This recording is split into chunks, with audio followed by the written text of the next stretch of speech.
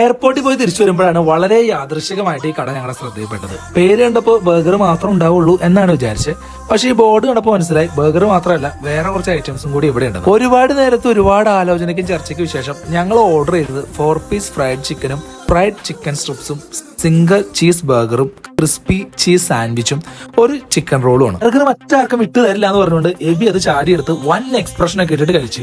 പകുതി എനിക്ക് തന്നു. സംഭവം കൊള്ളാം. ഏഞ്ചലിന്റെ കയ്യും കണ്ണ് ആകട്ടെ ഫ്രൈഡ് ചിക്കൻ സ്ട്രിപ്സിലായിരുന്നു. അതും കൊള്ളാം. അത്യാവശ്യം നല്ല ക്രിസ്പിനെസ് ഒക്കെ ഉണ്ട്.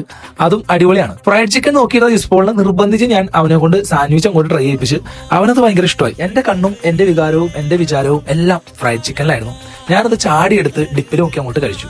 ദോഷം പറയരുതല്ലോ, നല്ല അടിപൊളി ടേസ്റ്റ് ആയിരുന്നു. ചിക്കൻ റോൾ എനിക്കൊരു ആവറേജ് അനുഭവം മാത്രമായിരുന്നു. ഡെസേർട്ടിനായി ഞങ്ങൾ ഓർഡർ ചെയ്തത് ഗോഡ്സ് ഓൺ കൺട്രി ഫലൂഡയും റോയൽ ഫലൂഡയും ഹോട്ട്ലൈറ്റ് സൺഡേയും ഹോട്ട് ചോക്ലേറ്റും പബ്ലിക് എനിമിയും ആണ്.